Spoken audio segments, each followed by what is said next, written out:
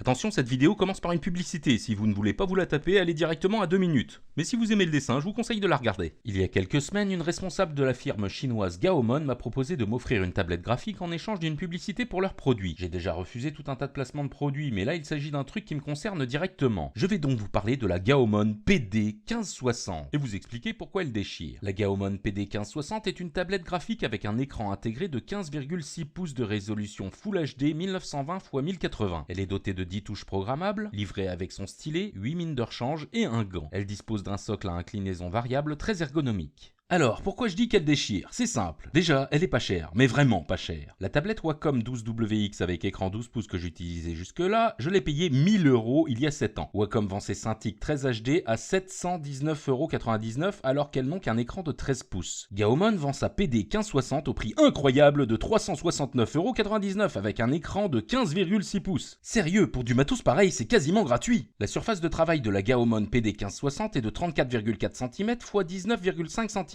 C'est plus grand qu'une feuille de papier A4, donc particulièrement confortable. Je l'utilise depuis quelques semaines et je vous garantis qu'elle est vraiment nickel et en plus simple d'emploi. Un branchement USB, un autre mini HDMI et c'est tout. Elle est très légère, 1,5 kg, donc facile à déplacer sur le bureau. Non vraiment, je vois pas ce que je pourrais lui reprocher. Alors le seul truc sur lequel je peux pas me prononcer, c'est la longévité du produit. Wacom, c'est vrai que c'est hors de prix, mais ma 12WX, je l'ai gardée 7 ans et elle fonctionne toujours parfaitement. Cette Gaomon, je sais pas combien de temps elle va durer, mais pour le reste, je peux vous assurer que c'est vraiment du très bon matos et si vous avez des doutes, je vous conseille d'aller faire des recherches sur internet pour voir les tests. Donc si vous voulez du matos de dessin professionnel sans être obligé de vendre un de vos reins, courez acheter une tablette graphique Gaomon 1560, vous ne serez pas déçus. En plus, le 17 juillet 2018, de 4h30 PM à 10h30 PM, à l'occasion du Prime Day, 120 tablettes PD 1560 seront en promotion sur Amazon au prix incroyable de 295,99 €. Alors profitez-en. Voilà, c'était ma première pub. Maintenant, place à votre épisode de Wari Rose.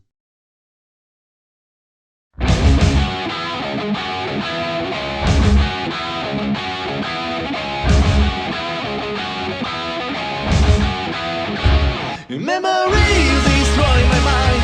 Memories make me feel alone. Memories will never fade away. But this melody coming straight from hell may bring you back to me, my love. Goodbye, my precious rose.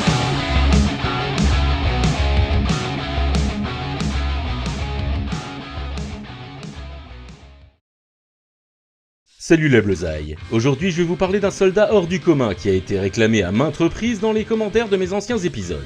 Alors il ne s'agit pas du plus grand héros de tous les temps que j'avais évoqué à la fin de l'épisode 2. Néanmoins l'histoire de ce tireur d'élite qui a sévi durant la guerre d'hiver vaut le détour, croyez-moi. Je vais donc vous présenter Simo Awa. Alors lui, c'est un ouf. Mais avant de vous conter les exploits de Simo, intéressons-nous un peu à la guerre d'hiver. La guerre d'hiver, ou guerre russo-finlandaise, est un conflit armé qui opposa la Finlande à l'Union soviétique du 30 novembre 1939 au 13 mars 1940. Bien que les dates se chevauchent, ce conflit est indépendant de la Seconde Guerre mondiale qui ne fait que débuter. Ce conflit est la conséquence de l'échec des négociations entre la Finlande et l'URSS concernant la création d'un no man's land destiné à protéger la ville de Leningrad d'une hypothétique attaque allemande. L'armée soviétique remportera la victoire, mais ce conflit est un véritable désastre aux yeux de Staline. Les pertes sont énormes malgré un rapport de force largement favorable à l'armée rouge qui se bat à 4 contre 1 et dispose d'infiniment plus de matériel militaire. La résistance héroïque de la Finlande mit en évidence les lacunes stratégiques de l'URSS dont la crédibilité militaire est largement remise en doute suite à ce conflit. Les difficultés rencontrées par Staline sur le théâtre finlandais conforteront sans doute Hitler dans sa décision d'envahir l'Union soviétique à partir du 22 juin 1941. Malheureusement pour lui, Staline a tiré les leçons de ce fiasco et réorganisé son armée au moment de l'attaque allemande, ce qui lui permit de limiter les dégâts, sans pour autant pouvoir contrer l'inexorable avancée de l'armée allemande les premiers mois suivant le début de l'opération Barbarossa. L'agression de la Finlande par l'URSS est très mal vue par l'opinion publique mondiale et de nombreux jeunes étrangers se portent volontaires pour aller combattre l'infâme envahisseur communiste aux côtés des valeureux soldats finlandais. Petite anecdote sympathique, parmi ces jeunes aventuriers bourrés de testostérone, un certain Christopher Lee, qui deviendra par la suite célèbre en incarnant entre autres au cinéma le comte Dracula, le comte Doku et le con Saruman. Simo Awa est né en 1905. Dès son plus jeune âge, il se passionne pour le tir et sa maison est remplie des trophées qu'il gagne en compétition. En 1925, comme tous les Finlandais, il fait un an de service militaire puis retourne à la vie civile. Il mène une existence paisible d'agriculteur, mais ayant apprécié son passage dans l'armée, il demeure soldat de réserve dans la garde civile. Simo Awa est finlandais, et la Finlande, c'est le pays des Vikings.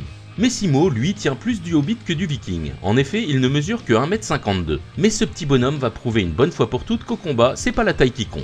Quand la guerre d'hiver éclate fin 1939, il est rappelé sous les drapeaux et il va se faire un devoir d'expliquer aux communistes qu'ils ne sont pas les bienvenus sur la terre de ses ancêtres.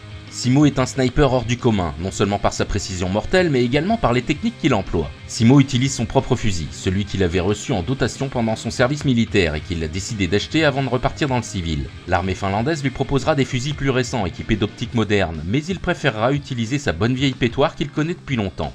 Autre particularité, le mec n'utilisait pas de lunettes, ce qui est plutôt original pour un sniper. Pour Simo, utiliser une lunette oblige à exposer davantage sa tête, et même s'il s'agit seulement de quelques centimètres, quand ta vie en dépend, c'est important. De plus, une lunette, surtout à cette époque avec les conditions climatiques de la Finlande en hiver, ça risque de s'embuer et de rendre la visibilité merdique, ce qui est toujours contrariant pour un sniper. Et enfin, une lunette ça peut refléter la lumière du soleil et révéler la position du tireur, ce qui est plutôt gênant.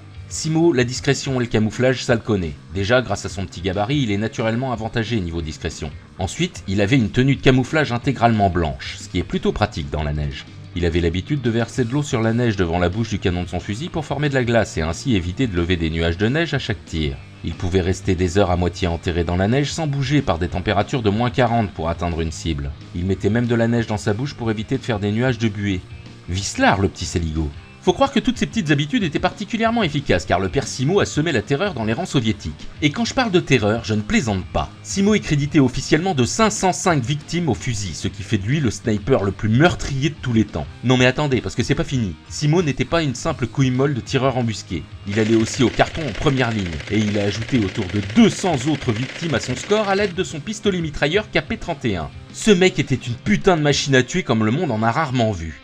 Les soviets lui ont rapidement donné le surnom de Belaya Smirt, la mort blanche. Et ils ont déployé des moyens considérables pour en venir à bout. Que ce soit des pilonnages d'artillerie que Simo a toujours esquivé dans la joie et la bonne humeur, ou le déploiement d'équipes entières de snipers que le petit Simo a massacré en un temps record.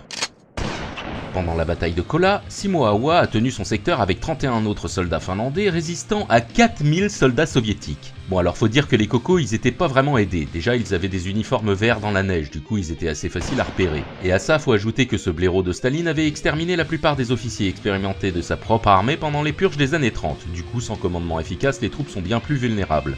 Le carnage mémorable de Simo s'arrêta néanmoins brusquement le 6 mars 1940 quand il a reçu une balle en pleine gueule. Quand ses camarades trouvent son corps inerte, ils sont assez déconcertés car Simo est toujours vivant bien que dans le coma, mais surtout il lui manque la moitié de la tête.